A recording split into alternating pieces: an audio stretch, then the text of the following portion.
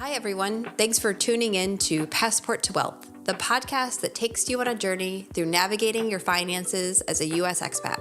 I'm your host, Ariel Tucker, a certified financial planner and enrolled agent focusing on cross-border planning for U.S. expats. And I'm joined by my co-host. I'm Savannah Chafin, a CFP candidate, enrolled agent, and self-declared expat tax nerd, here to guide you through the maze of life and finances across borders and share the inspiring stories of fellow U.S. expats who have navigated the process. Today, we're thrilled to welcome a very special guest, Claire Naughton. Claire is a seasoned content and marketing consultant who specializes in working with expats, travel, and financial service providers. As a U.S. expat herself, now living in France, she brings a unique perspective on career development, cultural adaptation, and the expat lifestyle. Claire also shares her experiences and insights on her popular blog, The Millennial Abroad. Claire, we're so excited to have you here to talk about your journey, the lessons you've learned, and your advice for others looking to make the most of life abroad. Thanks, I'm happy to be here. So I wanted to start out a little bit with, how did you end up in France as a U.S. expat?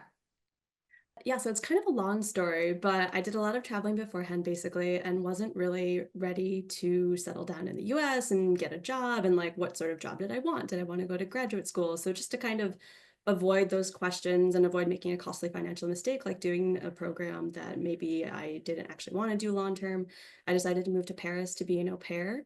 And then it's not the central part of the story per se, but I can't really tell that story without mentioning that I was also putting myself in proximity to the man who would become my husband, who I had met when I had been traveling prior to moving to France. So Paris was my first place of choice, and doing that, put me effectively at the center of Europe and was really easy to travel and explore and just a great place to base out of. So you almost started out doing this as like a gap year, so you graduated and then you went abroad before settling kind of in France. Because I was actually thinking from like a budget perspective, like how much does 1 year of grad school in the US cost? What, 40, 50, 60, 70,000 US dollars versus what does it cost to live in France for a year? Like this is actually a budget decision that you made.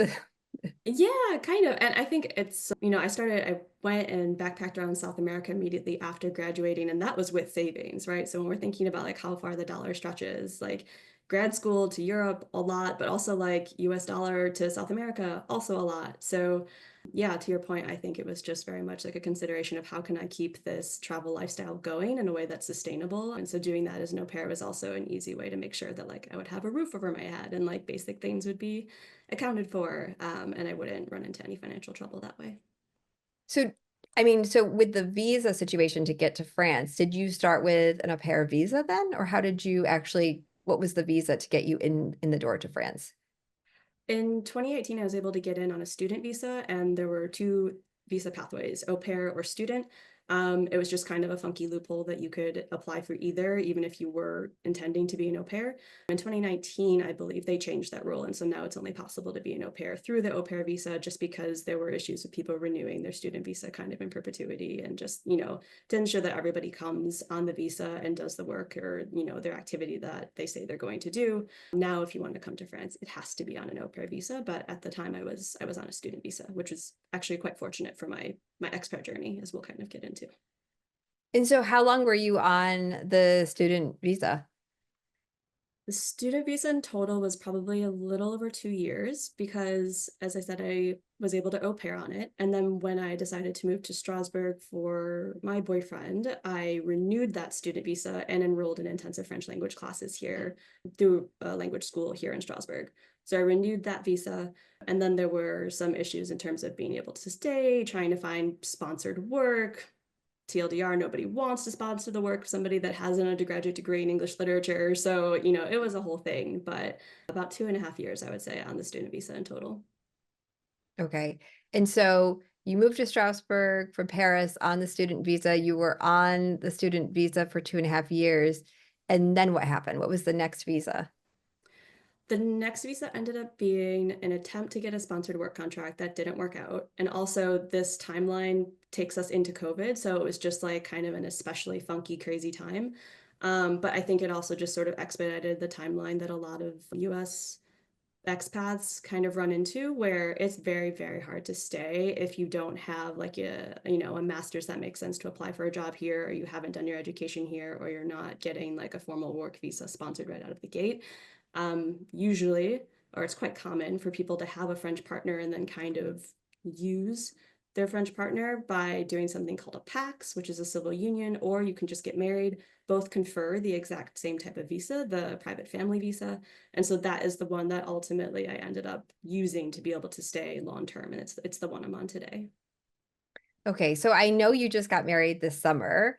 Did you guys do some type of formal marriage or union on paper before the wedding then to so you could stay? Is that how, am I Mhm. understanding that correctly? Yeah, exactly. So I guess the quick and dirty timeline is like 2018 student visa, renewed again in 2019 student visa. 2020 we started to run into issues and then ultimately had to PAX, which is the civil union. So I had the private family visa as of March 2021. And so because that's the exact same visa as the one you get when you marry a French citizen, when we got married, it was kind of just a paperwork slash like family party, celebration of our love, that kind of thing. Nothing actually changed in terms of the visa status. Got it. Okay. Thank you for explaining that. I think that's a really important point, though, that I just want to highlight is, we talk to a lot of people who are like, I want to move to Europe. And it's a big place and it's a lot of different countries, and each country has their different rules. And so it's really interesting to me to hear like France allows a bit more flexibility with like the partnerships to create that pathway to work, because not all European countries have that. And in fact, a lot of European countries are almost like the US, where, if you're going through a relationship, your partner may not have the right to work for a certain amount of time. So it's really great to understand that France kind of has that flexibility. So you suddenly have, a few years Yeah, ago, I have the right to think work. Oh, sorry. oh, no, you're fine. Yeah, I was just gonna say it's definitely, and like it's something that same-sex couples can do too, which I know is something that's like kind of contested throughout Europe. So I would say your understanding would be my understanding as well, that France definitely has one of the more liberal and open policies to facilitate people being able to work. And I would also add that that's kind of a good thing because it allowed me to do what I do today, which is to have marketing consulting company. And that allows me to pay into the French system and pay taxes and all of these things that are, in theory, governments want from you, right? Yeah, exactly, right. If we're gonna have immigrants and expats, then we want them paying taxes. And I think that goes for every country in the world, right? We want to create a pathway so that people can contribute into the system that they're part of. Did you start off with being self-employed? So I know you're doing marketing consulting right now, or were you working at a company, or French company, or an international company that you were actually employed for? No, so I think my story is probably most resonant with like the younger population that just kind of, goes by the seat of their pants and is like, I'll figure it out as I go, which has good and bad points. And so when I say that, I mean, like I came here not knowing, like to France, not knowing that I was going to stay long term. And then eventually was faced with the decision, like, is this long-term home for me? Like my partner, who was my boyfriend at the time, you kind of have to have that conversation and understand, is this something that we want to proceed with? And if so, what does life look like for me here? And it's kind of a really challenging like identity crisis that it puts you through, because like you're going to go through that sort of crisis, I think, anywhere you are in the world, but specifically when you are in a country and you're kind of trying to stay for someone and also build a life, you're also faced with the realities that like you don't have access to the same job opportunities that you might in the US. And that's for a variety of reasons. So, like, education background is really important in France in a way that it's just not in the US, or it's a little bit more negotiable and flexible and more personality based. So, that's a really long way of saying I didn't qualify. Like, I have an English literature degree with an emphasis in creative writing. I'd been blogging and, kind of sharing that journey, but like nobody in France was interested in any part of that. So I was just really fortunate that a few people that I met were really interested in the fact that I was a writer and that I, had that particular skill set. And so that led to opportunities in marketing because, everybody who works in that field needs somebody that can write captions or can do copywriting or can provide content, like that sort of thing. So got a little bit lucky, I think, with some of the people that I met that were open to like freelance contracts. And so that's kind of how I started freelancing. But now I'm like a full-blown consultant and have like what I would like, I'm a small business owner as opposed to a freelancer. Yeah. And full disclosure, you do work for Connection Financial Planning and you're amazing. And we are so lucky to have you on our journey with that company. So thank you so much for all of your support and guidance there. I think that's, that goes, I want to back up a little bit though, because I see this a lot within Europe, not just France, but this idea about paper or like degrees, right? Like I remember when we went through the German visa process, I had to find my high school diploma. Now, I had graduated from college. They wanted to see that and the high school diploma and any like additional training that I had done to be able to get me, a certain visa type.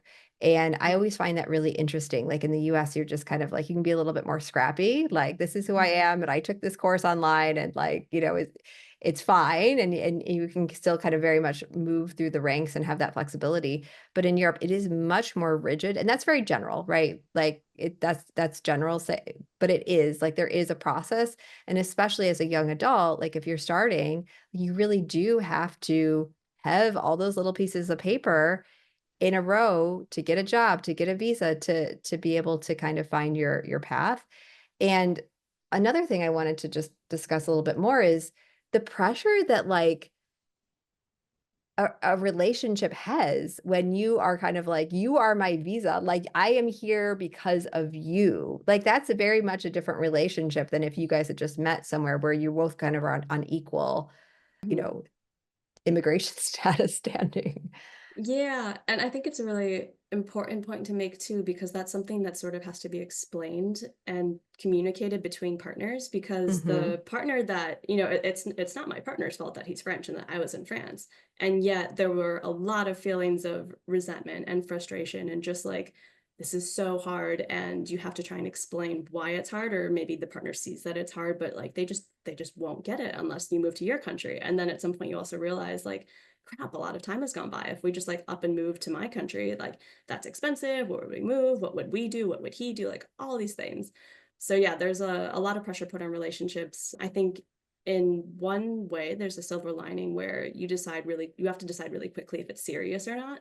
So yeah, I guess, that kind of cuts through some of the circling that might happen in US to US based relationships. Hmm. Now you've been in France, I think you said since 2018, 2017, 2018. Yeah. 2018. Okay. So 6 years. Are you seeing any trends in France, just kind of within where you live or people being more interested in moving to France? Like what are you seeing kind of on the ground? Yeah, so especially this year, but I think in general, the trend has been more and more people that are not, and I'm going to say just because I don't want to say it in a dismissive way, but historically, France has been a great place for retirees and temporary American workers who come here and teach English through TAPI for Fulbright. And then, you do have master students and people that come here on traditional work contracts as well. But and especially in a couple of the Facebook groups that I'm in, I'm seeing a growing interest in how to come here as a young adult and stay long term and maybe do that as a business owner. So that's really interesting to me because I am very aware that I'm super lucky, because when you don't have a private family visa, you're just scrounging for somebody who will give you a chance at a job, or maybe you have to go back to the US and apply for the proper self-employment visa if you can come. So I feel like I do have a lot of insight into like how it's possible to come to France and how actually being really open-minded. And a lot of people think about moving to France the way you would move to another state, like, oh, if I can secure a job then I can move to France, and it's not that easy. And actually in a lot of ways you might be well positioned to like have a successful self-employed career if that's something that you're open and interested in, and especially if that's what you're already doing in the US. Yeah, that's a great point.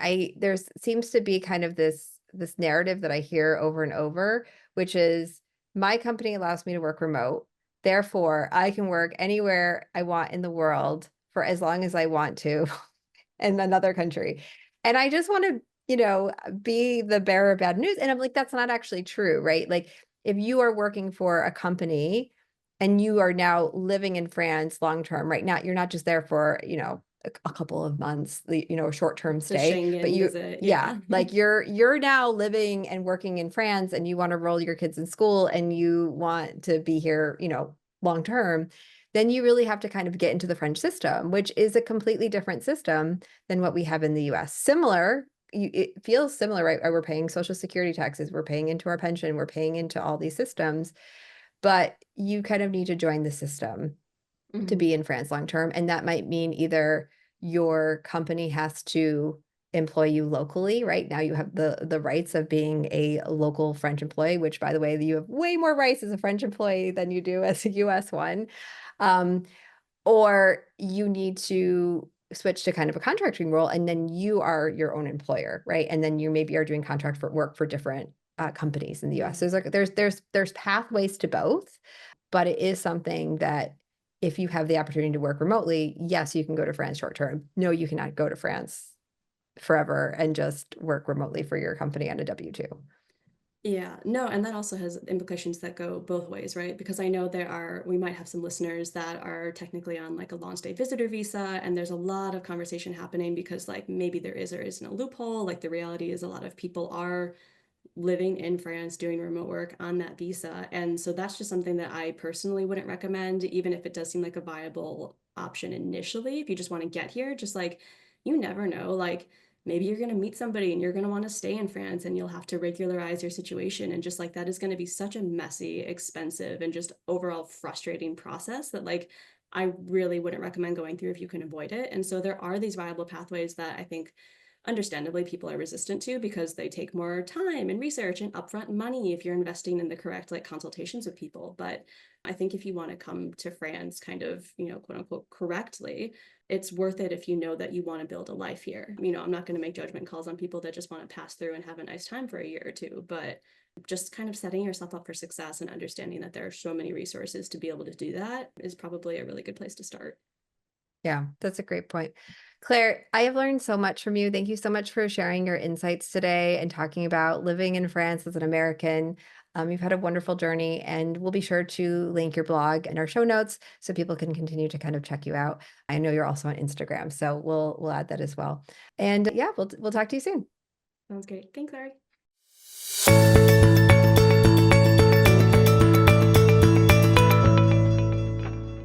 Thank you for tuning in. Stay tuned for our upcoming episodes packed with insights and stories to empower your global financial journey. This is Passport to Wealth, where your financial future knows no borders. The information provided in this podcast is for informational and entertainment purposes only. It should not be considered professional, financial, or tax advice. We strongly recommend consulting with a qualified financial advisor, tax professional, or other appropriate expert before making any financial decisions or taking action based on the content discussed in this episode.